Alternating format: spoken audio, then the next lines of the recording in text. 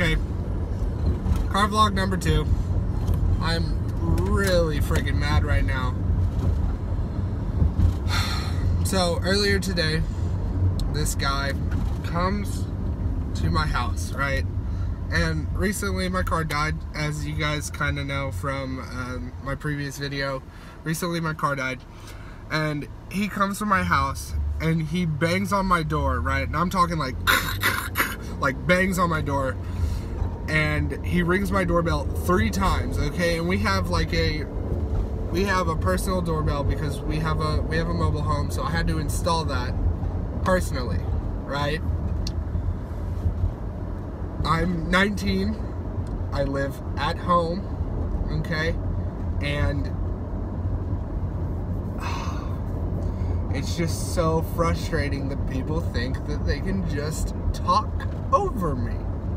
They can just talk to me like they're angry and put me down. And that really, really, really pissed me off. So this guy owns a building. I assume he owns the land which the buildings are on.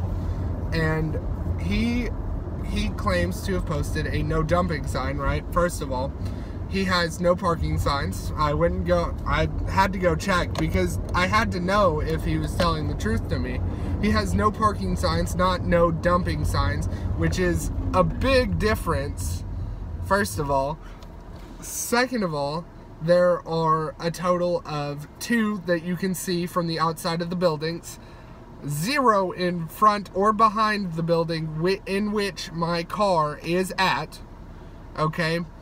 And his number is posted everywhere. He claims that his number is posted everywhere. There is 1 banner on the side of the building that says buildings for lease, and it has his number. One banner. You cannot claim that there are signs everywhere with your number on it when you only have 1 banner that is visible. Not to mention, 90% of his signs are worn down. Completely. Like, his signs are so worn down that they are cracked, the color is faded. Not to mention, one of, I assume, his renters, who rents one of the buildings, has vehicles parked in front of said sign. In front of no parking, okay? And you don't understand how infuriated this guy was. He was just so angry, and it was such an intimidating demeanor he had because he was taller than me. He was wearing a button-up. He looked like a shabby dude, okay? He had long hair, and he just looked pissed off. And he was like, "You could have called me," and yeah, we could have called you, but if we would have called you and told you it was there the day of, you know what he probably would have done? He probably would have towed it the next day. And I'm like, you really think that calling you was better than waiting till my family has the money to move the vehicle so that...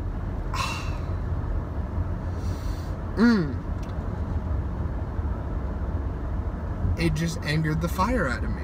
This guy just decided to piss me off today.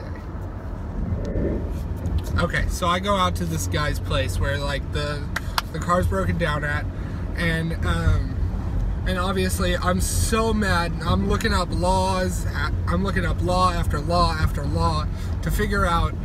Basically, my first mindset was, can I sue the dude? Because I just want to know. And the answer ended up being, heck yes, I could have sued the dude. And it basically came down to the fact that his nope.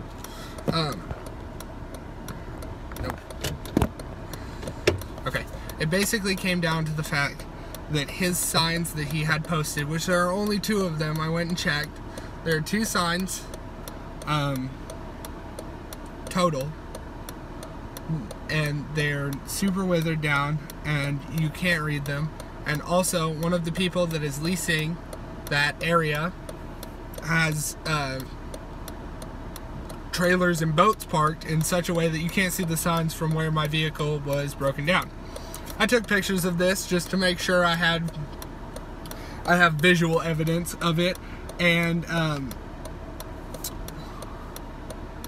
basically this guy just really doesn't know the law, because if those signs were not visible from where we were at, we were focused more on getting the car out of there the 3 times that we went to get the car out of there, okay? And the fact that we even attempted to get the car out of there should impress the dude, because I don't think he even knows when it showed up. I don't think he knows when it showed up. I don't think he knows how long it's been there, because to us, it's been there for an okay amount of time. But for all he knows, it's been there for a day. And he really performed a seemingly illegal action by taking our tag numbers, contacting a officer or someone, claiming, obviously, that he needed to tow and inform us, because how else would he get our address? And then they gave him the address, and then he took that address and he came to my house mad.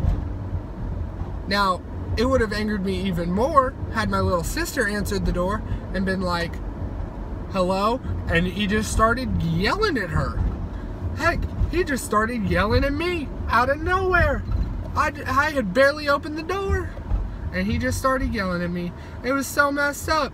And I just can't handle people like that. People that start off their day angry are not okay. Like, I'm sorry. I understand you run a business, and I understand that you probably have troubles with people doing this all the time, because there's a auto shop really close to there, just a small one, and you probably take so much time into figuring out where people live, and you probably get so pissed off, you get so angry. But there's no logical reason to walk up to someone's house and be angry at them for something they can't control. He didn't even ask if it had broken down. He just assumed that I had just parked it there. Not to mention, he claimed that I dumped it there, which both imply intentionally putting it there. We did not intentionally put it there. It broke down and it ended up there. We didn't intentionally push it into his lot. We didn't intentionally move it into his lot. We intentionally moved it into his lot, but just to get it out of the road. And we made sure that it was out of the way of any entranceways. It was out of the parkways. It was out on the grass, out of the way completely. Like, I'm talking, we even pushed it a little bit further to make sure it was completely out of the way. And it's just so unbearingly frustrating that man thought that it was okay to come to my house. Like, he scared my mom. I'm not okay with that. He physically frightened my mom by the fact that he has our address and he could show up at our house again. And that's just as illegal as, parking a car in a place where it's not supposed to be. But also, if you don't have well-posted signs, or you don't have well-visible signs, or your signs are worn out, you have no right to nothing. And sadly, my mom won't let me sue him. But we got the car out of there, so that's nice. Otherwise, today has been a great day. I have driven around. I've been awake since 7. That was nice. I've been productive. Been playing a lot of Fortnite. It's just so... It's so weird to have somebody who realistically, shouldn't have any say-so in what happens to a vehicle, because he doesn't technically try to ruin my day by being angry and showing up on my doorstep, and that is not okay. Not to mention, he did not ask me any questions. He didn't ask me if I was the one who lived there. He didn't technically ask me if it was my vehicle. He just accused it of being my vehicle. And that's not okay. That you can't just accuse somebody of something, even if they did do it. You can't just outright accuse somebody and say, hey, this is yours, obviously, so why aren't you taking care of it? I mean, what if I had bought the vehicle and then later or recently changed my address? Like, what would he have done then? Would he have showed up to that house banging on the door and say, hey, you parked your PT Cruiser in my lot, what are you doing? And like, he didn't even ask me for my last name. He didn't verify with me that it was my car, because I basically told him it was my car. But still, like, and he's a business owner. He owns a business. He shouldn't even, I'm sorry, if I ran a business and somebody parked in my lot and I got mad about it because, you know, somebody parked in my lot and they didn't call me, and that's fine, but I wouldn't go completely out of my way to find where this person lives. I might go out of my way to figure out how to call them. I might go out of my way to figure out how to contact them other than walking straight up to their house. You know, I might take the time to do that, but I would never in a million years walk up, if I owned a company, I would never in a million years walk up to somebody angry at them. You know why? Because that's turning away potential customers, regardless of if you don't know them, regardless of if you've leased all your buildings, regardless of how much food you sell a day, regardless of, turning away potential customers is not okay. In some cases it's okay. Like when it comes down to a kid who's trying to buy alcohol, yeah, you can turn that guy down, and if he leaves angry, he leaves angry. Or if you physically can't do something, you know, like I don't know. There are some cases where, you know, like, you have to turn people away, especially in like food business. You can't make everyone exactly what they wanted. Even when it comes down to things that don't exist on the menu, you can't say, yeah, we'll make them for you because we're fine with that. You know, sometimes you have to turn people away, but in that case, he makes enough money to know what he's doing at this point, for sure, because he leases out buildings. He makes enough money to understand the ramifications of his actions, and the fact that he would do that and completely obliterate the idea of somebody actually coming to, you know, buy or rent a place is ridiculous. Okay, so I took pictures of the non-visibility of his signs, and the fact, and I'm not going to show them to you because I don't want anything to, you know, give away my exact location, just in case somebody, you know, from far away watches this and they're like, oh my gosh, this guy lives at so-and-so and where, and obviously, you know, I could go meet this guy if I creep on him, but I'm not going to post the pictures. but there's a complete lack of visibility due to the fact that one of the people, I assume, that leases one of those buildings, the only one of those buildings that probably gets leased because the other building is up for lease, has a trailer and 2 boats parked in front of it.